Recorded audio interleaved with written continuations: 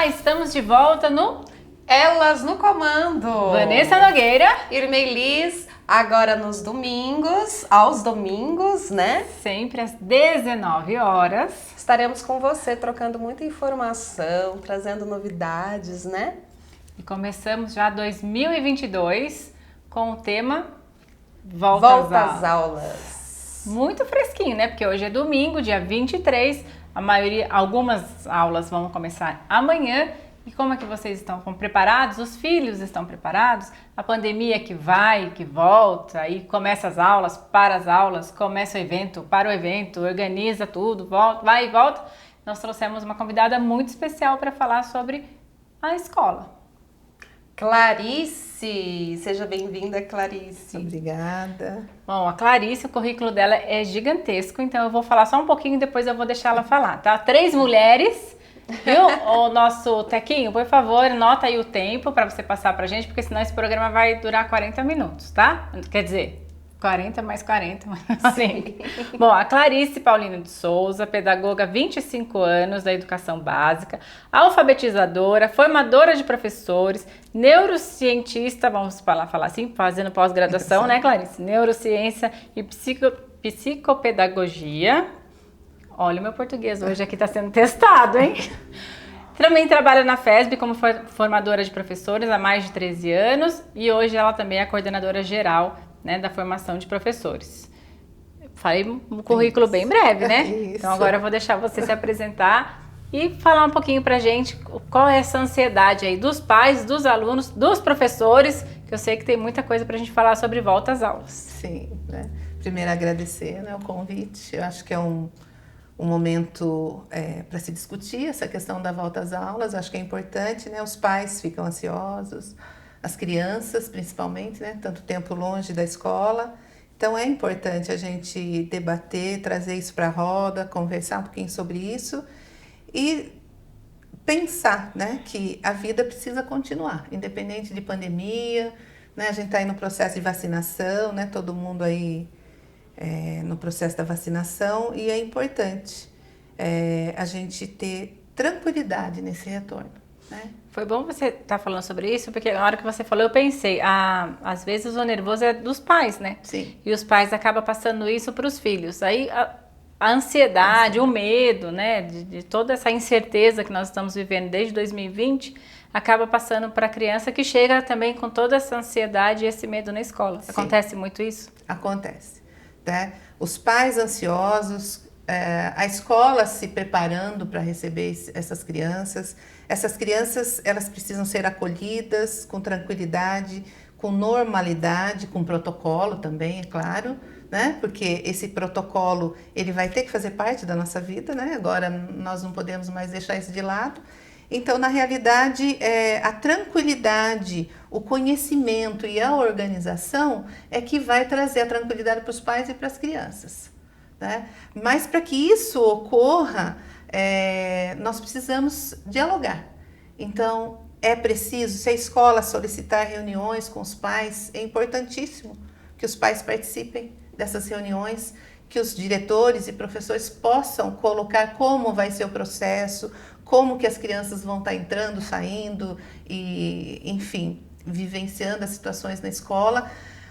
Quando a família sente a segurança na equipe gestora, no diretor, enfim, no professor, isso acalma a situação e a gente consegue avançar, né? Nós não podemos esquecer também que os pais ficam nervosos, ansiosos, com medo. É aquela sensação de proteção dos Sim. filhos, que os filhos também veem que, né, cada um tem aqueles que estão com muita falta da escola, tem outros que já não Sim. querem voltar, temos de tudo, né? Mas nós não podemos esquecer dos professores também, que também tem todo esse medo, essa preocupação, essa ansiedade, né? E que é normal. Sim, né? muito Somos normal, humanos, claro. e todo mundo nessa preocupação, né? Então, ressalto, os protocolos e a organização e o planejamento de tudo isso é que vai trazer a segurança para ambas as partes, né? Então, nós vamos passar agora por um momento de 1 e 2 semanas de planejamento. As escolas estão fazendo isso, sim, as particulares e a pública, né? E orientando, né, os professores, diretores para esse retorno, né? Para que leve essa segurança para os pais, né? E assim, a gente precisa, num primeiro momento, acolher essas crianças. Então, o conteúdo é importante, tudo isso é importante. Mas esse primeiro mês de fevereiro até março, né, é acolher essas crianças. Essas crianças precisam sentir que elas podem contar com o professor, elas podem ir para a escola sem medo, e essa interação, porque ficaram muito tempo longe. Sim. Nós estamos com problemas seríssimos das crianças em relação à comunicação. Então, a gente já tem vários casos que a criança, desse retorno que nós tivemos agora no final do ano, as crianças não conversam, não dialogam, elas sentem medo, né, por conta de tudo isso. Então eu falo que é um recomeço. Esse recomeço é partir do início mesmo. Por mais que a gente saiba tudo o que tem que ser feito na escola, a gente tem que partir do início. A educação também se reinventando. Se reinventou ali em 2020. Sim. E agora, e é importante, eu gostaria que você falasse o quanto é importante voltar e recomeçar, e aquilo que você Sim. falou no comecinho, a gente precisa andar, readaptando ou não, aprendendo, fazendo novamente, mas nós precisamos continuar Sim. andando, né? Sim. Por mais que todos se esforçaram muito para esse período de pandemia, né, dar assistência às crianças, às aulas remotas, online, como foi chamado, o processo de aprendizagem acontece por meio da interação dos grupos, né? As trocas. As trocas. Isso é muito importante, não teve durante esse período, Exatamente. Né? Então, por mais que aconteceu online, não é a mesma coisa no sentido do aluno sentir determinada dificuldade, perguntar para a professora como é aquilo, como que faz aquilo, né? Ou então trocar com o próprio coleguinha, que ele tem mais liberdade para falar. Então, a importância desse contato, dessa troca, tudo isso é que organiza o processo de aprendizagem. Então, nós ficamos durante praticamente quase 2 anos com vamos dizer, esse distanciamento. Então, isso promoveu essa dificuldade para as crianças, e essas crianças agora também, se a gente observar, uma criança que foi agora para o 1º ano, ela é uma criança que saiu do infantil 4, direto. E não participou de situações reais da escola, e ela está indo para o 1º ano. Então, toda aquela experiência no infantil 4, no infantil 5, que facilitaria o 1º aninho, não aconteceu. Ela vai ter que acontecer tudo agora. Então, esse professor, ele vai ter que olhar essa criança com esse olhar da educação infantil. Não é esse aluno que chegou, eu vou alfabetizar, mas é um aluno que, né, ele ficou Sim. distante da escola, eu preciso resgatar algumas coisas. Faltou a parte do brincar. Do brincar. Que faz com que o desenvolvimento psicomotor dela seja ali para o 1º ano, seja preparado para o 1º ano, né? E os professores, mais uma vez, tendo que se reinventar, Sim. porque realmente são 2 anos onde o desenvolvimento da criança não que parou, ela aconteceu, mas não de forma como deveria. Ou como dentro dessa interação, interação, né? Ou como a gente estava acostumado até agora, né? Sim. Que agora, de uma certa forma, eu acho que o que menos importa nesse momento é se ela vai ler, não vai ler, porque uma hora isso vai acontecer, né? Então, vai ter que ser readaptado até o momento do 1º ano, aprendia isso. É muito um quadradinho, né? Sim. A educação ela é muito metódica. É uma adaptação do próprio currículo. Isso. Então, eu vou precisar fazer um diagnóstico da minha turma. Eu, professor, vou ter que olhar a minha turma com um olhar. Verificar tudo o que aconteceu no contexto familiar dessa criança, as interferências, para daí ele iniciar esse trabalho, né? Com muito amor, com muito cuidado, com muita atenção. Porque as intervenções é possível, mesmo em tempo de pandemia, quando há uma ligação afetiva, um vínculo entre o professor e o aluno, no sentido que o aluno vai sentir segurança do que o professor está fazendo e o porquê, né? Então, essa relação ficou distante e agora ela vai ter que ser construída novamente, né? Mas sempre nesse olhar. Primeiro, quem é meu aluno, o que ele precisa, para daí eu iniciar um processo gradativo do meu currículo. Menos é mais nesse momento, né? Porque se eu conseguir trabalhar toda essa relação afetiva e num contexto significativo, o meu aluno vai se aproximar e ele vai evoluir nessa aprendizagem. Vou deixar você falar um pouquinho hoje, porque eu já estou assistindo, hoje só eu falei. Eu brinco que eu tô aqui só, mas é bacana, porque é uma troca, é uma experiência que nós como Mães, vocês que estão em casa, mães e pais que participam da vida do filho, fica preocupado, né? Porque, nossa, mas o meu filho vai chegar lá na frente e vai ter o desenvolvimento ou vai alcançar, porque eles ficam muito nessa preocupação, né? Porque é tão engraçado quando nos tornamos mães, né? Quando a gente está numa roda de conversa, fica assim, mas meu filho já conta até não sei quanto, porque já fala não sei o que em inglês. É a comparação, né? E a expectativa. Aí, de repente, vem uma pandemia na nossa vida e os nossos filhos não que param mais... Porque nós, os pais, nós não temos preparo para ser professores dos nossos filhos. E, de repente, na nossa casa, a gente olhava o computador e as aulas online... E aposto que, vejo por mim também, o que tem de pai e mãe amando o professor, né? Sim. Antes tinha aquela cobrança, agora volta às aulas, eu amo o professor. Nossa, o professor ganha presente 3 vezes no ano, não vai ser mais só no dia do professor. Sim. Porque entendeu o quanto de paciência precisa ter. Isso porque 1, 2, quem tem mais filhos, mas enfim, vamos contar a média de 2 filhos na casa. Já não tem paciência, né? Sim, não tem. Eu tinha que sair correndo atrás do João, porque primeiro eu coloquei ele com um tablet. Aí ele saía correndo com o tablet na casa, eu tinha que sair correndo. Depois eu falei, não, vou colocar o computador, aí ele fica sentado no computador. Aí ele inventava que ele queria ir pro banheiro, aí ele queria fazer... Então não foi fácil. Eu acho que uma situação, né? Espero que isso não volte, né? Que as aulas, né, sejam presenciais, enfim. Mas todo o processo, os pais não são obrigados a saber o processo. Nós, professores, estudamos para isso, né? A nossa obrigação é saber, buscar e, enfim, adaptar esse processo. No caso do estudo em casa, né, domiciliar, a primeira orientação aos pais é que as crianças precisam de um horário fixo, de um espaço organizado, tranquilo, e que aquilo seja uma rotina realmente, né? Mesmo sendo em casa, ele sabe que ele tem essa autonomia, mas aquele horário tem que ser aquele horário de estudo, porque senão ele não vai dar conta realmente, vai acontecer como você colocou. Não, né? Mas eles faziam competição entre os alunos, porque um queria mostrar, hoje eu estou no quarto, hoje eu estou assim, olha aqui, então virou uma adaptação e um BBB, né? Um BBB da educação nesses tempos aí.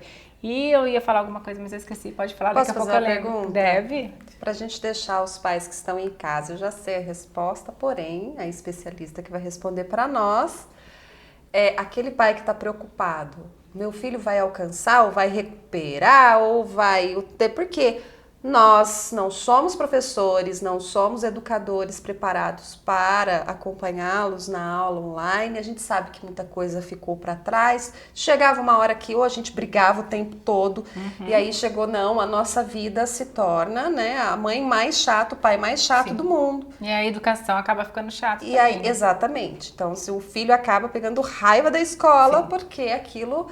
Sim. Esse aluno, esse pai que sentiu que existe uma diferença, meu filho está indo, estava no segundo, outro estava no primeiro e está indo para o quarto agora, né? Essa criança recupera, como que ele vai chegar? Qual vai ser o processo de desenvolvimento dele? Bom, o processo é lento. A partir do momento que fica uma lacuna, ela está instalada, né? É recuperável? Sim, é recuperável. Né? Mas precisa a dedicação da família e da escola, dos professores. Então, os professores são preparados para fazer o processo de recuperação, porque nós temos 2 situações, a recuperação e o reforço. A recuperação é identificar o que a minha criança, o meu aluno sabe naquele determinado momento, né? A gente sabe o que ele deveria saber e o que ele sabe. Então, a gente vai tentar recuperar com um currículo adaptado. E o reforço é aquele que sabe, mas ainda, né, vamos dizer, ele precisa de algo mais, seria uma atividade de reforço para reforçar aquilo que ele está aprendendo. Né? Então, são 2 situações diferentes. Com planejamento, família e escola caminhando juntos, há a possibilidade dessa recuperação. Porque o processo de aprendizagem, ele é processual. Então, a mesma coisa que eu vou aprender no primeiro, eu vou aprender no 5º. Só que num grau de dificuldade maior. né? Então, se o meu aluno tem alguma dificuldade nesse momento e eu recupero, e eu tenho uma prática, e essa prática também se estende para casa, nas lições e no apoio, a tendência é isso evoluir. Esse é o processo normal, né? Agora, eu não posso que uma criança em fase de alfabetização, que perdeu todo um processo, ela já pule para uma interpretação de texto elaborada e uma produção de texto. Não, porque isso é processual, né? Ela precisa entender o significado da escrita para ela poder compreender. E o que o pai, né, os pais podem fazer para auxiliar? Leitura. O processo de aprendizagem se dá através da leitura, mesmo a criança não estando alfabetizada. Então, é leitura, além de leitura de mundo, é leitura de histórias, de material escrito, é colocar a criança para perceber que o mundo da escrita, ele precisa da leitura para ele conviver com o mundo da escrita. Isso tem que ser significativo para ele. Então, se isso tiver uma prática em casa e mais na escola, isso é um fator facilitador nesse processo, para essa lacuna, para a gente poder, vamos dizer assim, amenizar esse processo e ele ser mais rápido. Clarice, segundo os estudos, eu sei que a educação tem feito bastante estudos nessa área para ver o impacto da pandemia Sim. na educação. Sim. O que você fala para nós sobre esse impacto e quantos anos, que eles falam em anos, né? Sim. Enfim. Os pesquisadores nos mostram, principalmente o governo, de modo geral, que eles fazem essas pesquisas, né? O déficit é entre 2 anos, mais ou menos, entre idade séria, que é mais ou menos isso que eu coloquei. É o aluno do Infantil 4 entrando hoje diretamente no primeiro ano, sem realmente vivenciar as situações na escola, naquela situação do dia a dia, de intervenções e tudo mais. Até porque quem estava no primeiro também está indo para o terceiro. Exatamente, quem está no primeiro praticamente está indo para o terceiro. Né? E essas crianças que saíram, já se formaram, vamos colocar, porque não é porque o seu filho fez 17, 18, que já é adulto, viu, Sim. gente? A maturidade psicológica, ela se dá inteiramente Sim. aos 21 anos de idade. Eu acho muito cedo, inclusive, Sim. depois a gente fala no outro programa, que a gente vai ter uma série falando de filhos aí. E essas crianças que se formaram e foram para o mundo? Os jovens hoje, eles têm um grande diferencial a favor deles. É a tecnologia e a busca da informação.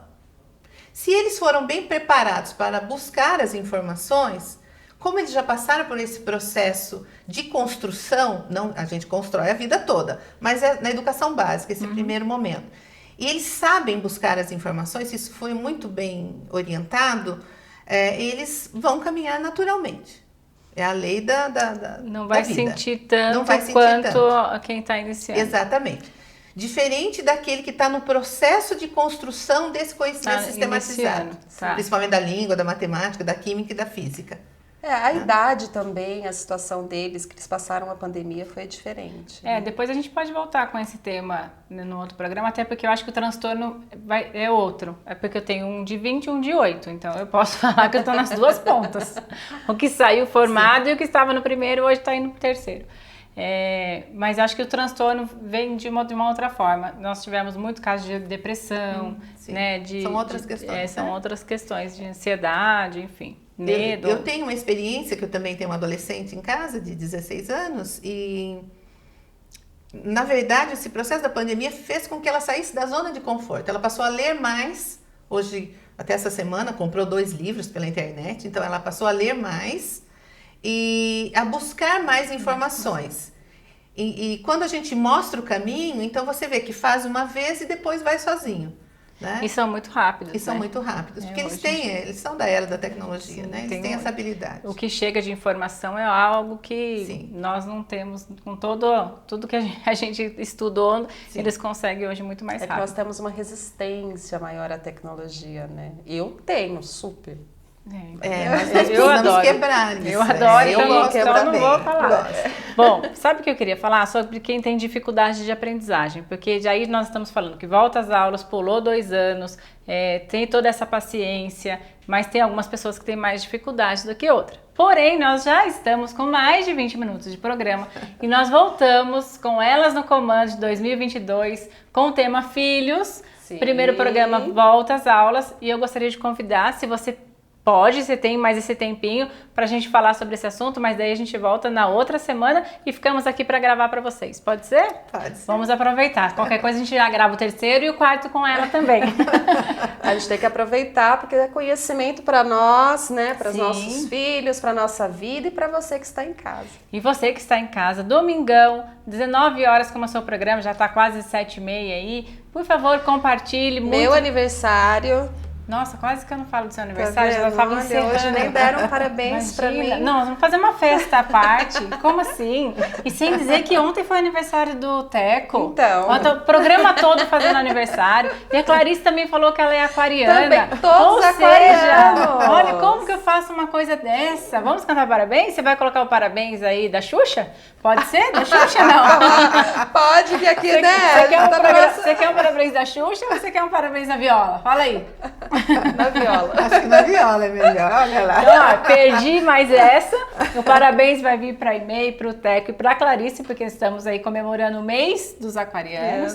Na era do aquário, estou sozinha aqui hoje, hein? Canceriana. E nessa temporada estamos falando, assim, houve pedidos para que nós voltássemos a falar sobre filhos, sobre ser mãe, sobre o processo, sobre voltar às aulas, sobre dificuldades. Fique ligado porque tá muito especial. Então, tá pensando em ser mãe? Assista.